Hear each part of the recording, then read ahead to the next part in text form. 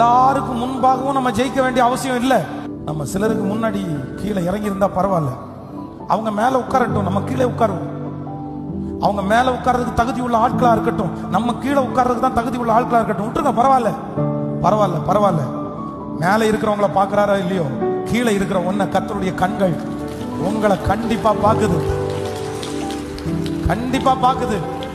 அத்தனை போட்டு அத்தனை படகு இருந்தாலும் வெறுமையான காலியாக்கப்பட்ட முழுதும் பிரயாசப்பட்டு ஒன்னும் அகப்படாத அந்த படகை கர்த்தர் தெரிந்து கொள்ளுவாரானால், நான் நம்புறேன் இந்த சத்தத்தை கேட்கிற யார் நீங்க ஒண்ணும் இல்லாம இருக்கிறீங்களோ அவங்களதான் என் கர்த்தருடைய கண்கள் நோக்கி பார்க்கிறது. உங்களை கர்த்தர் அவ்வளவு சீக்கிரமா விட்டுற மாட்டாரு. செலக்ட் பண்ணனா உங்களை தான் கர்த்தர் ஃபர்ஸ்டா செலக்ட் பண்ணுவாரு. நிரப்பணும்னு நினைச்சா ஆண்டவர் உங்களை தான் முதல்ல நிரப்புவார். ஆமென் சொல்லுங்க.